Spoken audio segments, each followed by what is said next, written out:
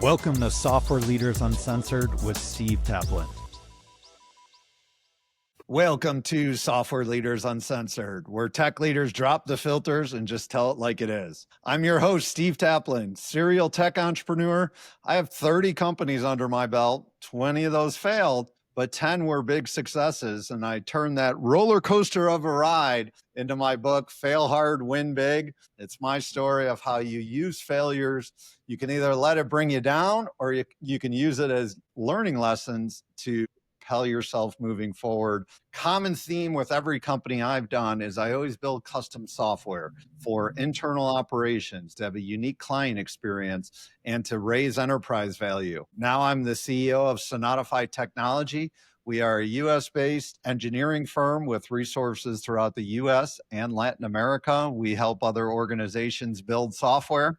Today, we have a fun guest, Armando Viteri. He is a tech veteran. He spent time at HP, Sun. He's been the president and CEO of multiple organizations. Armando, welcome. Thank you for having me. You know, Armando, you're one of the first Arizona-based guests that I've had on this show. We should have coordinated to do this in person, but hey, we'll make do. Just keep that for next time. There we go. Armando, if you would, please spend a few minutes walking our listeners through the wild journey of your career and what led you to your current company. Oh boy, here we go. Let's see, I'm a MIT EECS by academic background, and I followed in my father's advice, who said, as soon as you graduate, go work for some massive company, work for decades, retire with a pension. So I went to work for HP. That was what the older generation told us, right? Work That's for a absolutely big company, correct. You're safe. So then I got approached by this little tiny startup that nobody had ever heard of by the name of Sun Microsystems when it was in its very raw form. In fact, Sun on the East Coast at the time was me, my boss, and a secretary. And that was about it. And my father was horrified. What did you do, it was a good job to do. Go work for some company that doesn't have two nickels to rub together. You're going to rely, etc. So that started some of the best 10 years of my whole life. So I joined Sun when it was that first year when it was 9 million in sales, and left it 10 years later when it was 4 billion in sales, and had a roller coaster through that process. So at that point, I was hooked on this whole startup thing. So the very next one, I did a software startup company that we went from first revenue and IPO in, I think it was 22 months. It wound up being 9th best performing stock on NASDAQ that year. Clearly, wow. This company was a product of the 90s. It'd be tough to recreate that now. However, wait a minute, Armando, when we had lunch a few months ago, you told me you were like 28. That's right. Clearly, this 28 is not worn on me very well.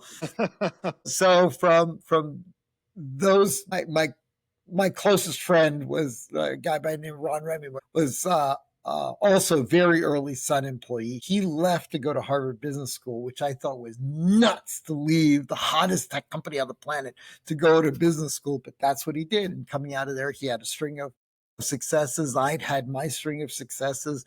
And we got together one fateful day over a dinner. And we decided we were like the most successful, coolest, smartest people that we could possibly know. So who two better to start a company than the two of us? And universe looked down on us at that moment and says, oh, am I going to teach these two guys a lesson? So $42 million later, and a meteor crater that was left by this company, we had the catastrophic fail of my career.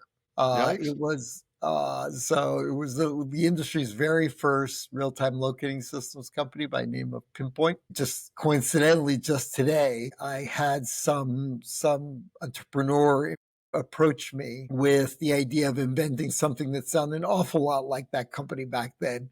I was trying to. What went wrong? What was kind of what shift occurred that made that be a failure for you? Too much money. So you raised too much money? Okay.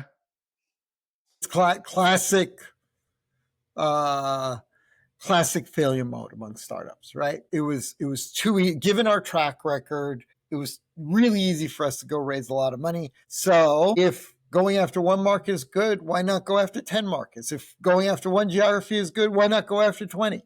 So we went flat out before we'd really figured out what the real niche for that technology, that product really was, and really developed out the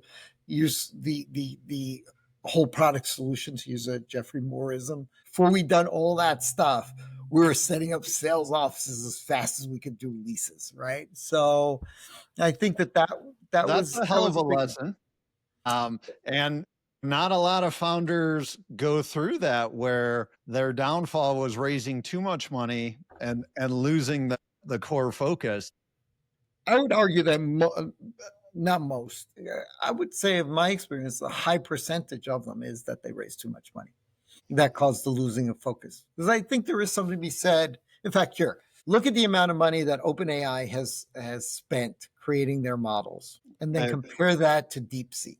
There's something which came up with not quite as good a model, an AI model, but man, it's pretty good. And they did it on one tiny little fraction of the amount of money and resource. I think there is something that is very constraints forces creativity, forces ingenuity. Well, I actually call an example like that. I call that McDonald's and Burger King, where McDonald's and this was not so much in the current day, but me and you are older guys. And as we grew up with McDonald's and Burger King, McDonald's would always be the innovator. Burger King would sit back and watch, see what works, what doesn't, and then just copy them. What works. So when you talk about OpenAI and DeepSeek, that's kind of how I look at it. I mean, OpenAI was agreed, first. but still, I do think that there is something to be said for constrained resources. And that is a very healthy thing in a startup. It doesn't feel like it when you're in the middle of it and it's like you're looking down the barrel of payroll, right? But constrained resource does force a level of discipline in the organization. I think it's positive. I think it was that combined with we were raising money right in the middle of the dot bust. Okay. Right at the tail end of 2000, right as the dot bust was happening. And in fact, there was a competitor that came up in conversation just earlier today, which was a company name that I hadn't heard in decades, right? But the startup that approached me was the guy that wound up buying up this competitor, right? Okay. And that technology still exists. And the only difference between the technology of the two companies ultimately was they raised around 6 months before us because they were founded 6 months out of sync with us. And that meant that they were able to raise money and get over the hump of the dot bust. We did not. So I think it was raising too much money as us just kind of really bad time. Think about if they tried to teach that in like an MBA course of raising too much money and losing your focus. Nobody would listen. They'd be like, I know how to deal with it. You really have to earn those scars through failing to truly learn. Agree or disagree? I agree 100%. In fact, this still remains, with my co-founder of that company, my ongoing argument with him, because he will argue that he learned nothing other than it was the most painful period of his entire life. And he refuses to see that. Well, there were some lessons to be learned out of that. It's like, no, absolutely not. Everything about that period of our lives sucked. I'm a big believer. You're allowed to mope and be upset for 24 hours. And then what'd you learn? How do you change? And you got to move on. Now, your current company, Neubloc, tell us about that. So Neubloc, wow, we've been around for 20 years now. So I guess we're well past the startup stage now. We left that in the dust long ago. And originally it was a firm. It's part of a kind of boutique private equity investment fund. So it's basically, there's a set of partners. You pass the hat around to be able to go fund these new ventures, new ideas. We have a handful of those ideas or those companies floating around. Neubloc's case, the idea was that we could do, there's a million companies out there that do outsourced engineering resources. However, a relatively smaller percentage of those are really focused on things that are kind of technology heavy lifting stuff. Like for example? Well, at the time, I'll give you an example. Neubloc today, 20 years later, Neubloc today, I would say some like 55% of the global cloud runs on the firmware that our guys developed. All right. That's really hard stuff. This is not doing a web app. This is really heavy duty at the core kind of stuff. So it tends to do those kinds of things. Gotcha. And in certain market areas, like engineering resource for especially for the storage industry, for firmware development, it is the 800-pound gorilla in that space. It is the go-to place for the storage industry for these really hardcore architect level talent and on down. Right? I would definitely agree with you. The niche of integrating software with hardware and the firmware that goes with it is definitely a unique niche that only a subset of companies does. Yes, it's not. Once again, it's not a standard kind of go build me a website or build me a mobile app kind of thing. However, my CTO is a partner of mine from way long ago startup. So kind of going back in time, like multiple companies. He was working for me at totally different kind of company. However, his background is he's a pretty well-known guy, PhD in AI. And so he came back to the partnership back in 2017 and said, we've seen peaks and valleys in AI over the years. Somehow this one feels different. I think we should be investing. And a lot of that sense was there's a lot of early success, kind of progress in the early things around deep learning methods, neural kind of much deeper, more complex neural networks, et cetera. And especially some of the work that was coming out of DeepMind, AlphaFold, AlphaGo, and obviously now part of Google, but some remarkable work that they were doing, which actually eventually led to the invention of the transformer model, which evolved into large language models, and off we go to races. However, in 2017, that predated any of that stuff happening, but there was some interesting stuff going on. So we wound up building a really good practice, focusing on global 1,000 companies in doing departmental level implementations of AI. And that's been really pretty good for us. Obviously, the world completely changed in 2022 when large language models came around. Yep. And all of a sudden the AI world caught on fire. So it's really been kind of an evolution for us since then. So tell us some current projects you're working on, some fun stuff, some cutting edge stuff. Without devolving too much information, I'll give you an example. Keep it high level, but enough to have people I'll tell you kind of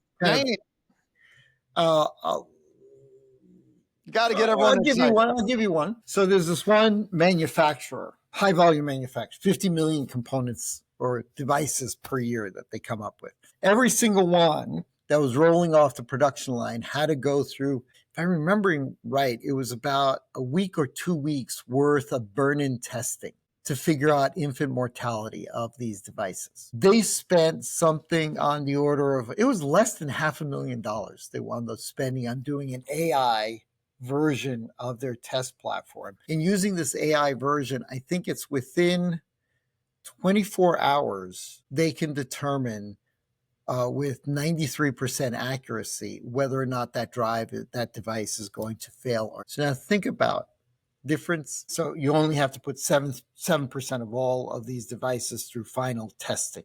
Think about the tens of millions, just the sheer number of acres of these devices being tested in racks. And now 93% of them got reduced from a week or two down to hours. Talk about high level. How did you get the client there? It was a long-standing relationship we've had. It was in the storage device world. So we already had, in their case, we had about 100 engineers already embedded. So it was natural for us to be able to kind of build out that relationship, because the deep-seated relationship was already there. Kind of moving on to a kind of a different example. This could bring up kind of a whole different conversation. Another one of our companies, what they do, and this is actually a portfolio company, what they do is that they are able to source used cars by going and scraping the entire net They go look for people selling used cars. All right. When they find it, by whatever source, so let's say there's 300,000 cars for sale at any given one time. Okay. There was an AI that was developed that would say, well, given what kind of used car people are looking for, model, condition, mileage, whatever, what the expectation is for a sale price, et cetera, these 10% are more likely to result in a deal than the other 90%. So we had at the time 60 sales guys that would take that 10% and pound away at that. And then we wound up doing the next step, which is at that point, the AI really understands pretty well how to negotiate for one of these things. So why not have the AI be in contact and not the sales guy? So that turned from 60 sales guys pounding away trying to close a deal to 7 people that oversee the entire process. So completely changed the economics of being able to acquire these things. Interesting. In fact, this is a little bit of an exaggeration, but not much. When that car gets sold today, the first human being, now mind you, the person that's selling the car has no idea that they've not been interacting with a person, right? The first human being that's involved in the interaction is the tow truck operator that shows up with the paperwork to take the car away. On that, it was really an AI agent that's been interacting, negotiating, finding all the information about, et cetera. Okay. Interesting. So that's definitely a big evolution. Yes. Well, it kind of it's a way marker. It's a pointer in the direction of how things change, right? Obviously, we're in the infant stage of how these technologies evolve, and so obviously there are a lot of societal, business, et cetera, implications to all this technology. That's a very tiny little example of a tiny little constrained market or application area. However, it does point the way that this society does go through some adaptations as we go through these kind of changes. Job categories, what types of jobs exist? What is the interaction model between that employee and the company's customers or with the company itself, et cetera. All this stuff evolves. Personally, I'm an AI optimist, so I believe that that's going to, as a matter of course, open up a world of new opportunities because it will be such a great global accelerant in productivity and therefore accelerating global wealth.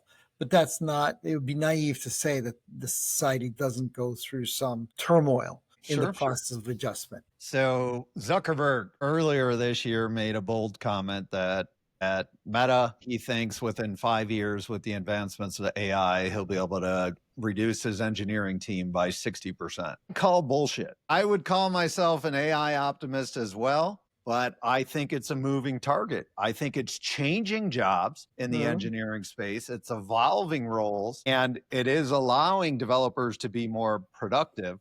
What's your take? I agree with you 100%. Now, I think Mark Zuckerberg would love to have a company that didn't actually have any employees. Well, he's offering insane packages that at least are being touted. Now, the truth of them is up in the air of 100 million. No, he's extended those packages to, I think he's up to 10 people. That he's extended they're saying between like 100 and 250 million. To recruit top AI talent. But I've read some articles that, the way he was valuing that was based on the premise that Meta stock triples in value during that time or some creative metrics, but still aggressive packages. Yeah, and good for him. And there is an arms race. I mean, what Neubloc does today is that we, in addition to our embedded development firmware capabilities, so that's one practice within Neubloc, then we have a whole separate practice around AI today. And one of the big problems that we solve is that, remember that book that came out some time back, The World is Flat? Vaguely. Dumbest book ever. The idea of the world is flat is that human capability is exactly flat globally without recognizing that there are centers of excellence that makes it highly lumpy. Silicon Valley is not the same as Dayton, Ohio. The world is not flat. The world is these centers of excellence that have developed for historical and other reasons, economic, historical, whatever reasons. And as a result, you have a world in which you have scarcity of AI resources. That may not be true 10 years from now, but certainly true right now. So we've developed a practice that is a hybrid of U.S. and offshore resources. So talk about your engineering team. Tell us about it. What we do is, I would say, around 15% of our technical staff is in the U.S. Some combination of places like San Diego, Oklahoma City, etc. So we have pockets of centers here. But in general, those pockets tend to be architect level guys, tend to be project managers. Okay. It tends to product managers, tends to be people that need to be close to the customer, right? And then 85% of our engineering resources is offshore, some combination of Eastern Europe and Latin America, although Latin America we use more for the kind of user interface stuff, et cetera, where you really find kind of the PhDs in applied mathematics, the kind of guys that you can turn into heavy duty AI guys, really tends to, the pockets really exist in Eastern Europe, or at least to some extent, there is no surplus anyway. But to the extent there is some kind of surplus of that kind of talent, it exists in Eastern Europe. So I have to correct a statement. As I run a nearshore software development company, my definition of nearshore would be Latin America, same time zone, English speaking. You refer to that as offshore. Yeah, so you're absolutely right. They're nearshore. The nearshore guys, we tend to have them work on UI UX stuff and kind of lighter programming stuff. Gotcha. And once that's largely constrained because you can't find the heavy duty generative AI guys in Latin America today. However, I would argue with that. Okay, well, it's a healthy argument to have, but our experience, let me restate. My experience has been that to get that kind of resource at scale, we've tended to focus on Eastern Europe. And that's not to say that we completely have explored every corner of Latin America, although I am Latin American myself. It's not to say that we've explored every corner, but in general, that's been our experience. Now, how many engineers do you guys have at your company? It's somewhere between 350 and 400. And how do you manage such a massive engineering organization? Well, it's kind of that center of excellence approach. What we do is we have total of, I think, we have 12 development centers worldwide. Each of them, almost every one of them, has, each country has a country manager, which is a senior technology executive. Okay. Like, for example, the guy who runs Poland for us was a very high-level executive at HP Poland, okay? So you have a very senior guy, and then you have a batch of development centers that report in through them, and each of those have CTO-level people that are in a specific technology domain. Gotcha. And then you tend to have these centers focus around those technology domains because you have that CTO both as a recruitment kind of core guy, a technology enabler kind of core guy, et cetera. And you build out the teams around that. And doing that as a cookie cutter model seems to have worked for us. Then obviously we have a bunch of administrative, banks of recruiters and all that kind of stuff. So that gives us better ability to be able to scale up because any one of these AI projects is going to be somewhere between 10 and 20 resources by the time you're all done, between the project managers and product managers and engineering resources and whatever. You're going to have a team that typically you need to scale up in a reasonable time frame. As soon as the ink is dry, the pressure is on to be able to have a full team hit it hard. So we have kind of a well-developed cookie cutter method of being able to get staff recruited, onboarded, productive, and go. Gotcha. Now you have private equity roots as well that you're involved with a portfolio of companies. How do you think the private equity world is attacking the evolution of AI and companies it's bringing on its portfolio? Well, we're kind of we invest in companies, but we invest by investing within the resources of the partnership, right? So it's not a general. So you're more of not other people's money, Gotcha. Right? So private equity, and the way you're saying it, is really other people investing other people's money. I will generally tell you my experience with that world, be it venture capital for earlier stage or private equity. Nobody can predict how this AI stuff's going to evolve. Zero ability to predict it. It's right? changing too quickly to accurately predict it. Exactly. So as a result, today, what you have is you have a whole bunch of venture capital, a whole bunch of private equity guys that sound super smart. Well, if we evolve, They know every buzzword, they are authoritative in what they are saying. But I would trust the guy who manages a quarter ice cream to have as evolved a real prognosticator as those guys or as me. I mean, I have no idea how this is going to evolve. I have my own opinions, but I know I'm going to be wrong because it's just evolving too fast and the technology is too immature and it's too difficult. Now, that doesn't mean that there aren't pointers, right? There are way markers about certain areas being certain industries or use cases being adopted earlier than other use cases, et cetera. But for example, just to put out a controversial thing here. Let's hear it. Not convinced that there is any business use case for a large language model. All right, expand on that. Not convinced. So a large language model, the idea of it is that you wind up taking a transformer architecture software and you wind up training it through various stages against a ginormous amount of data.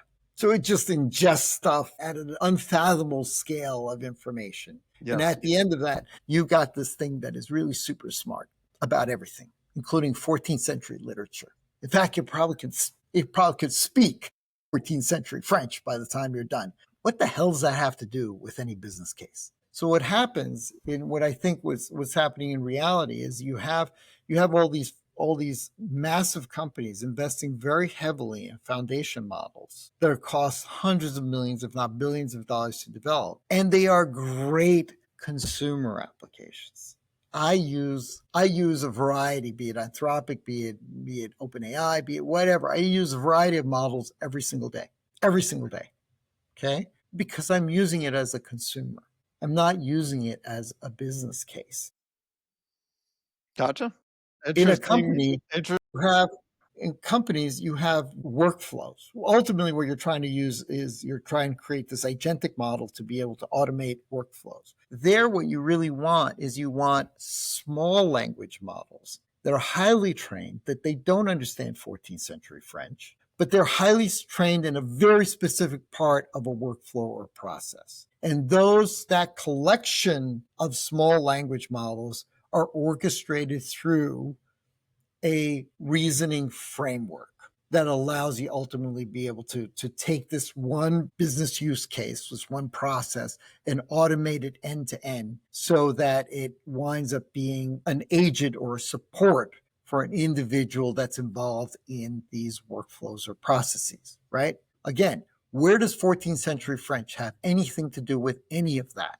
So your advice is keep them focused around workflows. Don't try to have it solve everything. Correct, but it's a broader statement, which is I think this is a good kind of example of we don't know the way it's going to evolve, right? So large language models seem like if I have a large language model is good, larger language model is better, right? And already there are cracks in that facade. That's not to say that OpenAI isn't going to have billions and billions and billions of dollars of revenue, which they do.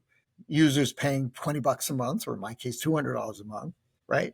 Keep in mind, large language models, a big behemoth here. So here you have an entire industry that thinks, all right, the future is I'm going to service the enterprise with large language models. Not convinced that that's actually going to be true. There will be plenty of large companies that do that because McKinsey told them, oh, here's a business card over at Microsoft. That's not to say that people aren't going to do it. But ultimately, as people become more sophisticated, as CAIOs come online, et cetera, you're going to see a lot of optimization of how We are running out of time here. Thank you for sharing about your journey. You have definitely decades and a wealth of experience in scaling companies. Great conversation around AI. Before we sign off, any final advice you have for tech leaders out there, whether they're trying to scale or just survive in this crazy environment? Well, don't underestimate how fundamentals shift. this AI thing is. I think a lot of people are convinced that it's hype, and to some extent they would be correct. That doesn't mean it isn't a fundamental change. So for anybody but the corner ice cream store, do you have to rethink back to fundamentals of the company? What's it really mean? Because ultimately, if as a result of AI, you can have companies that are 10, 15, 20% more efficient in throwing down to the bottom line or reinvesting into R&D or whatever else as a result of implementing AI, that makes them so much more competitive than anybody else in their field. So it is a fundamental shift. So the advice I would give them is that there are various ways to come up with an AI readiness scorecard where you can kind of self-assess where you are organizationally on being able to even implement AI and where the holes are of not being able to implement. I would go through that process even ahead of deciding what your AI strategy is. Just figure out how ready you are to go do it. And then you can start plugging the holes in the organization in preparation for evolving from a traditional firm to an AI-enabled firm to eventually an AI at the core firm as a result of the requirement to remain competitive in their individual fields. Great advice, Armando. Thank you so much for being on the show. That's it for this episode of Software Leaders Uncensored. I'm Steve Taplin. If you like the show, go ahead and hit subscribe. If you didn't like it, well, tell your competitors about it. They could probably use it. Remember to fail hard, win big, and always build what matters. See you next time. Thank you so much for having me. That's a wrap. Another great episode of Software Leaders Uncensored. Thank you guys so much for listening. I really appreciate it. It's a lot of fun doing this show. I love talking with great tech leaders. As a side note, if you're interested, check out my new book, Fail Hard, Win Big. This is the story of how I built 30 companies, failed on 20, and turned 10 into multi-million-dollar wins. The common thread with all of them was custom software. Also, if you need software development help out there, my company, Sonatify Technology, we deliver world-class software development engineers out of Latin America. We have a solid track record of helping companies launch better products and faster. Thanks again for listening. Appreciate it and appreciate you.